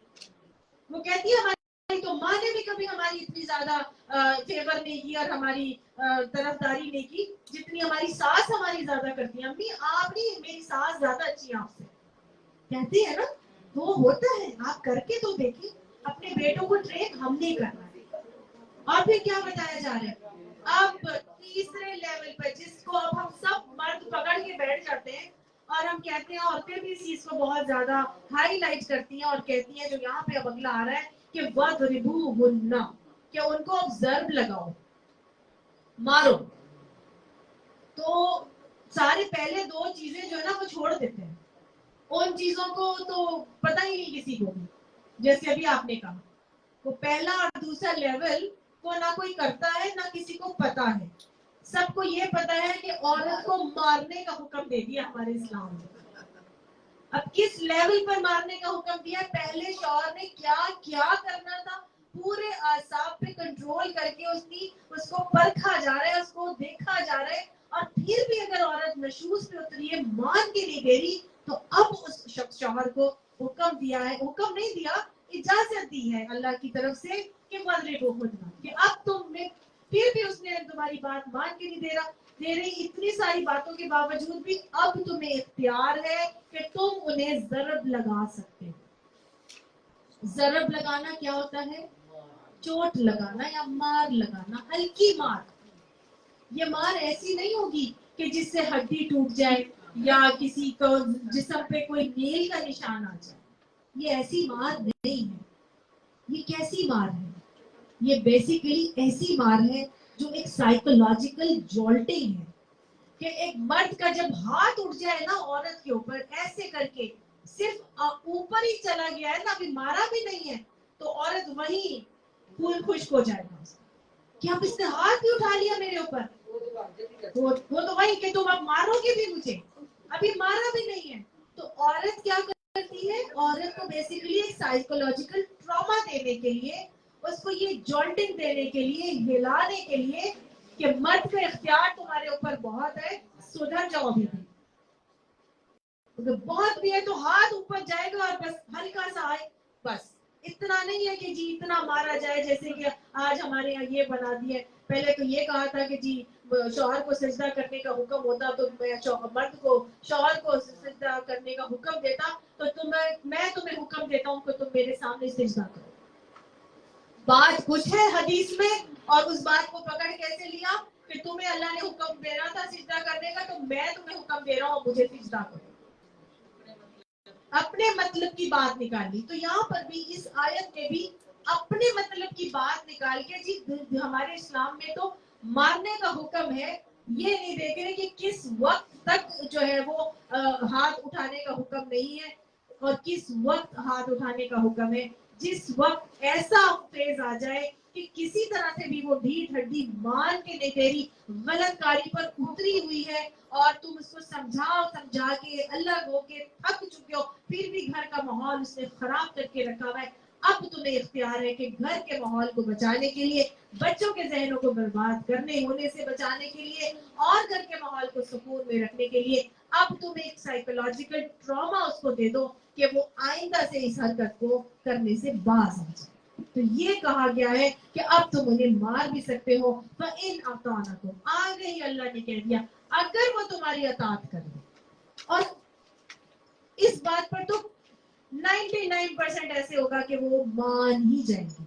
اگر وہ جتنی بھی سخت ہوگی اب وہ مان جائے گی کہ نہیں, یہ تو شرمے نے کچھ بہت ہی بری بات کر دی ہے اور یہ بالکل ایکسیپٹیبل نہیں ہے کہ اس کا تو ہاتھ ہی میرے اوپر اٹھ جانا تھا. تو اگر وہ مان جاتی ہے, تمہاری اطاعت کر لیتی ہے, تو فَلَا تَبْغُوا عَلَيْهِنَّ سَبِيلًا, اب تم پر خواہ ان پر دست درازی کے لیے بہانے تلاش مت کرنا کہ بس اب میں نے مارا ہے تو مارے ہی جاؤں جب تک کہ اس کی ہڈی پسلی نہ توڑ. ہوتا ہے نا اپنا غصہ نکالنے کے لیے, پھر اتنا عورت کو مارا جاتا ہے کہ بس جب تک کہ دل کی آگ ٹھنڈی نہیں ہو جاتی تب تک تو مارتے چلے جاتے. تو اللہ نے کہہ دیا گولیاں ہی مارنے کا ہو گیا. تو صحیح بات ہے. تو وہ اتنا ایجیٹیشن ہے نا, یہ اندر کی آگ ہے جس کو فرسٹریشن ہے, جس کو ختم کرنے کے لیے وہ یہ کام کرتے ہیں. حالانکہ ایسا ہوگا نہیں, وہ فوراً مان جائیں گے. اللہ نے ساتھ ہی کہہ دیا اگر وہ تمہاری مطیع ہو جائیں, اگر وہ تمہاری بات مان لیں, تو پھر ان پہ ہاتھ اٹھانے کے بہانے تلاش مت کرنا. کیوں؟ ان اللہ کان علیٰ کبیرہ, بے شک اللہ جو ہے علی بلند ہے، کبیرہ بڑا ہے. یہ تمہارے ان کے اوپر تم بہت بڑی ذات اور ہستی تمہارے اوپر موجود ہے. وہ تمہیں دیکھ رہی ہے کہ تم کیا کر رہے ہو، تو لہٰذا ہر عمل کے بارے میں محتاط رہے. اب اگر چوتھی سٹیج آ جاتی ہے اور وہ مانتی ہی نہیں ہے نا، ہو سکتا ہے نا، وہ کہتی ہے نہیں مجھے نہیں پتا، تم نے اگر ایسے کرنا ہے تو مجھے یہ کام یا تو تم کرنے دو یا تو میں جاب کروں گی. سپوز جاب کی بات ہے، میں کروں گی میں نے کرنا ہی کرنا، میں نے چھوڑنا ہی نہیں، میں مان ہی نہیں سکتی، میں نے یہ. اور تم ڈرتے ہو وَإِنْ خِفْتُمْ شِقَاقَ بَيْنِهِمَا، تم ڈرتے ہو اس بات سے کہ ان کے آپس میں ٹوٹ جائے گی، ان کے معاملے میں جدائی ہو جائے گی، یہ لوگ اگر ساتھ نہیں چل سکیں گے ان کا گھر ٹوٹ جائے گا. اور تم اس بات سے ڈرتے ہو کہ اگر اسی طرح کا معاملہ ہوگا کہ میاں اور بیوی کے درمیان تعلقات بگڑ جائیں گے، ان کا گھر ٹوٹ جائے گا. فَبْعَثُوا حَكَمًا مِّنْ أَهْلِهِ، تو اٹھا کھڑا کرو ایک حکم مرد کے گھر والوں میں سے، وَحَكَمًا مِّنْ أَهْلِهَا، اور ایک حکم یعنی فیصلہ کرنے والا عورت کے گھر والوں میں سے. جب میاں اور بیوی ہر ممکن کوشش کر لے شوہر، لیکن بیوی مان کے نہ دے، نشوز پہ اتری ہوئی ہے، یا شوہر کے درمیان بھی اس طرح کا معاملہ ہو رہا ہے کہ وہ مان کے نہیں دیتا، نشوز پہ آیا ہے، شوہر بھی تو آ سکتے ہیں. تو جب دونوں کے درمیان اس قسم کا کوئی معاملہ آ چکا ہے کہ نہ میاں مان کے دے رہا ہے ہٹ درمی کر رہا ہے، نہ بیوی مان کے دے رہی ہے ہٹ درمی کریے، تو پھر تمہیں ڈر ہے کہ ان کا آپس میں تعلقات بگڑ جائیں گے، ان کا گھر ٹوٹ جائے گا. تو پھر تم کیا کرو، اس گھر کو ٹوٹنے سے بچانے کے لیے عورت کے گھر والوں میں سے ایک فیصلہ کرنے والا لاؤ اور مرد کے گھر والوں میں سے ایک فیصلہ کرنے والا لاؤ. یہ اسٹیج اس وقت آتی ہے جب میاں اور بیوی ایک دوسرے کی سنتے ہی نہیں. سمجھ آئی؟ جب وہ نہیں سننے کے لیے تیار تو کیا کرو، ان کے دونوں کے گھر والوں میں سے کوئی نہ کوئی ایک فیصلہ کرنے والا لے کر آؤ. اس کو کہا جا رہا ہے حکمن، فیصلہ کرنے والا، کوئی حکم لے کر آؤ. ہاں جی، کوئی ایسا شخص ہو جو سمجھدار ہو، جس کو معلوم ہو، جو سنے، لڑکے والوں کی بات بھی سنے، لڑکی والے کی بات بھی سنے، وہ آپس میں بات چیت کریں. لڑکے والا حکم لڑکے کی بات سنے، اس کی طرف سے نمائندگی کرے، لڑکی والے کا حکم لڑکی کی بات سن کے اس کی نمائندگی کرے. یہ دونوں آپس میں اب کیا کریں گے، یہ دونوں آپس میں حکم ہے نا، فیصلہ کریں گے. تو اللہ تعالیٰ فرماتا ہے کہ یریدا اصلاحا، اگر یہ دونوں اصلاح کرنا چاہیں، کیونکہ حکم لائے ہی اس لیے ہے کہ اللہ فرماتا ہے وَالصُّلْحُ خَيْرٌ، کہ وَأُحْضِرَتِ الْأَنفُسُ الشُّحَّ، کہ اللہ نے نفسوں کے اندر تنگی ڈالی ہے، دلوں کو تنگ بنایا ہے. تو اللہ نے ہمارے دلوں میں تنگی ڈالی ہے، اور اس تنگی کی وجہ سے لڑائی جھگڑے جو ہیں وہ بڑھتے ہیں. تو اللہ کی طرف سے ہی یہ بھی ایک چیز ہے. لیکن اب کیا ہے، اللہ نے فرمایا نفس تو تنگ دلی کی طرف جلدی مائل ہوتے ہیں، لہٰذا تم کیا کرو، صلح بہرحال بہتر ہے. گھر کو مت توڑنا، صلح کر لو. اور اس صلح کرنے کے لیے کیا کرنا، ایک حکم عورت کے گھر سے، ایک حکم مرد کے گھر سے آئے، آپس میں یہ معاملات کو دیکھیں. اور اگر یہ دونوں اصلاحاً کرنا چاہیں، یہ دونوں چاہیں کہ ہم صلح کر لیں، کون سے دونوں، میاں بیوی، اگر میاں بیوی صلح کرنا چاہیں گے، یُرَفِّقِ اللَّهُ بَيْنَهُمَا، تو اللہ تعالیٰ کا وعدہ ہے کہ اللہ سبحانہ تعالیٰ ان کے درمیان موافقت ڈال دے گا. اگر نیت دونوں کی یہ ہوگی کہ ہم گھر نہیں توڑنا چاہتے، ہم ساتھ چلنا چاہتے ہیں، لیکن میں یہ بات کہنا چاہتا ہوں، میری یہ مانی جائے گی، بیوی کہتی ہے میں یہ کہنا چاہتی ہوں، تو اگر وہ چاہتے ہیں کہ ہم اصلاح کریں، کوئی ہم اپنا مصالحت کر لیں، تو اللہ کا وعدہ ہے کہ اللہ پھر کیا کرے گا، ان کے درمیان مصالحت کر دے گا، موافقت کی کوئی صورت پیدا کر دے گا. کبھی اللہ تعالیٰ نہیں چاہتا کہ ایک گھر ٹوٹے. آج آسانی سے گھر توڑ دیے جاتے، یہ پوچھا ہی نہیں جاتا کہ تم چاہتے کیا ہو. تم سوچو اچھی طرح سے، اپنے آپ کو ٹٹولو اور دیکھو ساتھ رہنا چاہتے ہو کہ نہیں. اور آگے ہم پڑھیں گے نا تو اس میں آتا ہے کہ کچھ حقوق کی کمی بیشی پر آپس میں مصالحت کر لیں، کچھ حقوق کی کمی بیشی پر آپس میں مصالحت کر لیں، کچھ وہ حقوق معاف کر دے، کچھ یہ حقوق اپنے معاف کر دے، کچھ وہ حقوق لے لے، کچھ یہ لے لے، اور پھر اس میں آپس میں درمیان میں کیا کر لیں، مصالحت کر لیں۔ تو اگر کوئی بھی ایسی گھر کے اندر رہتے ہوئے جب برتن ہوتے ہیں تو وہ بچتے تو ہیں، وہ ضرور کھٹکیں گے، وہ ضرور آپس میں ٹکرائیں گے، آوازیں آئیں گی، سب کچھ ہوگا، ظاہر ہے مائنڈ ڈفرینٹ ہے، تربیت ہوئی بھی علیحدہ طریقے سے، مزاج ڈفرینٹ ہے، براٹ اپ علیحدہ علیحدہ ہے، تو پھر کیا ہوتا ہے، مزاج کی ڈفرینس کی وجہ سے لڑائی جھگڑے ہو سکتے ہیں، لیکن ان لڑائی جھگڑوں کو طریقے سے اللہ تعالیٰ نے سکھا دیا ہے، خود سے نہیں کر پا رہے ہو، ان تمام سٹیجز اور مراحل سے گزرنے کے باوجود مصالحت نہیں ہو رہی ہے تو اپنے اپنے گھر والوں میں سے کسی کو، بڑوں کو، بزرگوں کو لے کر آؤ، وہ آپس میں معاملات کی بات چیت کریں، اور اگر تم چاہو گے دونوں کہ ہم مصالحت کر لیں تو اللہ کا وعدہ ہے کہ اللہ ضرور کوئی موافقت کی صورت پیدا کر دے۔ صحیح ہے نا؟ ان اللہ کان علیما خبیرا، بے شک اللہ جاننے والا بھی ہے، خبر کرنے والا ہے۔ صرف اور صرف موافقت اسی صورت میں ہوگی جب اخلاص سے نیت ہو۔ جب کئی دفعہ یہ ہوتا ہے کہ حکم آ تو جاتے ہیں، لڑائی میاں بیوی کی شاید اتنی نہیں ہوئی ہوتی، ابھی تو چھوٹی ان سٹیجز سے تو ابھی گزرے بھی نہیں ہوتے، وہ چھوٹی سی بات ہوتی ہے، لیکن ماں باپ یا گھر والے اتنا بڑا انا کا معاملہ بنا لیتے ہیں کہ بس اب تو ہماری بیٹی نے جانا ہی نہیں، اور ماں باپ یا گھر والے جو حکم بن کے آئے ہوتے ہیں وہی نہیں چاہتے کہ ساتھ رہیں۔ تو اگر نیت صلح کی نہ صرف حکم نے کرنی ہے بلکہ میاں بیوی نے بھی کرنی ہے، تو جو فیصلہ کرنے کے لیے آئے ہیں اگر انہی کے نیت میں فتور ہو اور وہی اگر ٹیڑھ لے کر آئے ہیں پھر کیسے موافقت ہوگی؟ تو میاں بیوی بھی موافقت کے لیے اصلاح کی نیت رکھنے والے ہوں، اور وہ جو حکم بن کر آئے ہیں وہ بھی اسی نیت سے آئیں کہ پوری کوشش کریں گے کہ ان کا گھر بنا رہے، پھر ہی وہ گھر بنے گا۔ بڑے کرتے ہیں نا، پھر کئی دفعہ والدین کر دیتے ہیں، والدین کو بھی چاہیے کہ وہ بھی اصلاح کی نیت کے ساتھ آئے کہ کسی طرح ان کا گھر بن جائے، اور جو میاں بیوی ہیں وہ زوجین بھی اسی نیت سے ہوں کہ ہمارا گھر بنا رہے۔ تو اللہ سبحانہ تعالیٰ کیا کرے گا، اس کا وعدہ ہے کہ یوفق اللہ بینہما ان اللہ کان علیما خبیرا، اللہ تعالیٰ سب کچھ جانتا بھی ہے اور اللہ سبحانہ تعالیٰ باخبر بھی ہے۔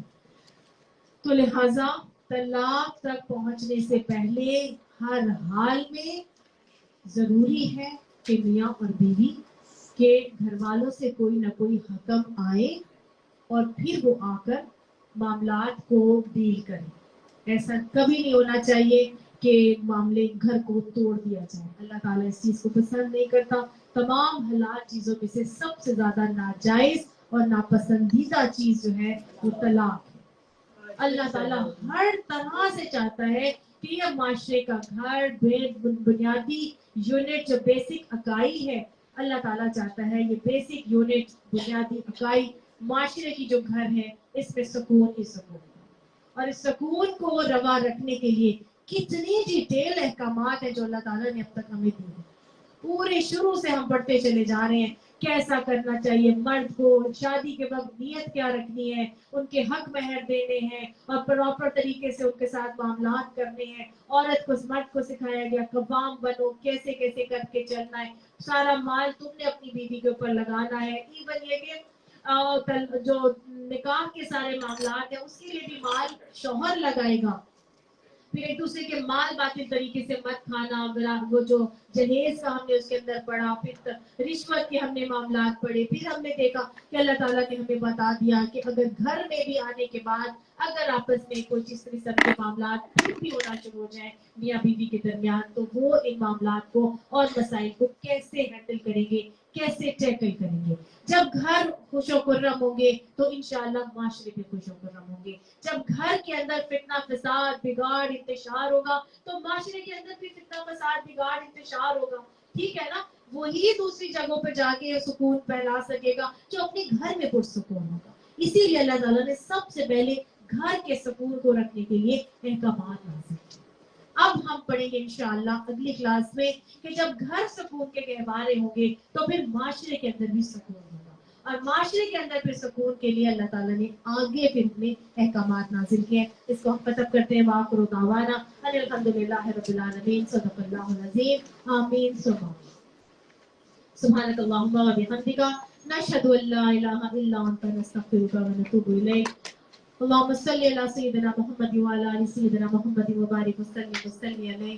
ربنا آتنا في الدنيا حسنة وفي الآخرة حسنة وقنا عذاب النار وقنا عذاب القبر وقنا عذاب الحشر وقنا عذاب الميزان وقنا عذاب الصراط وقنا عذاب القرز وقنا عذاب المرض وقنا عذاب الفتنة المحيا والممات وقنا عذاب فتنة المسيح الدجال۔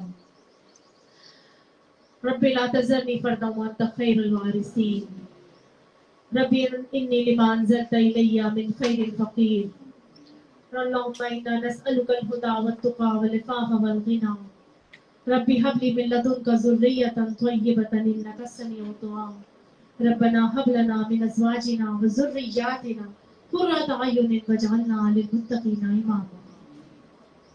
ربي أوزعني أن أشكر نعمتك التي أنعمت علي وعلى والدي وأن أعمل صالحا ترضاه وأصلح لي في ذريتي إني تبت إليك وإني من المسلمين وأدخلنا برحمتك في عبادك الصالحين۔ رب اجعلني مقيم الصلاة ومن ذريتي ربنا وتقبل دعاء۔ ربنا اغفر لي ولوالدي وللمؤمنين يوم يقوم الحساب۔ اللهم اغفر لنا وللمؤمنين والمؤمنات والمسلمين والمسلمات وألف بين قلوبهم وأصلح ذات بينهم وانصرهم على عدوك وعدوهم۔ اللهم لعن الكفرة الذين يصدون عن سبيلك ويكذبون رسلك ويقاتلون أولياءك۔ اللهم خالف بين كلمتهم وزلزل أقدامهم وزلزل أقدامهم وزلزل أقدامهم ومن دمر ديارهم وشمل شمائلهم وأنزل بهم بأسك الذي لا ترده عن القوم المجرمين۔ رب اجعل هذا البلد آمنا رب اجعل هذا البلد آمنا رب اجعل هذا البلد آمنا۔ اللهم أيد الإسلام والمسلمين اللهم أعز الإسلام والمسلمين۔ یا رحیم یا ذوالجلال والاکرام، جو ہم نے پڑھا اللہ اس کو ہمارے دلوں میں اتار دیجیے۔ اللہ غلطیاں کمیاں کوتاہیاں ہوگی اپنی دست قدرت سے معاف فرما دیجیے۔ اللہ دین کا صحیح علم ہمارے اندر راسخ فرما دیجیے۔ اللہ اس علم پر عمل کی توفیق نصیب فرما دیجیے۔ اللہ ہمارے شوہروں کو بہترین مسلمان شوہر بنا دیجیے۔ اللہ ہمارے بیٹوں کو بہترین مسلمان مرد اور مسلمان شوہر بنا دیجیے۔ اللہ ہمیں بہترین بیویاں بنا دیجیے۔ اللہ صالحات قانتات حافظات للغیب والیوم شامل فرما دیجیے۔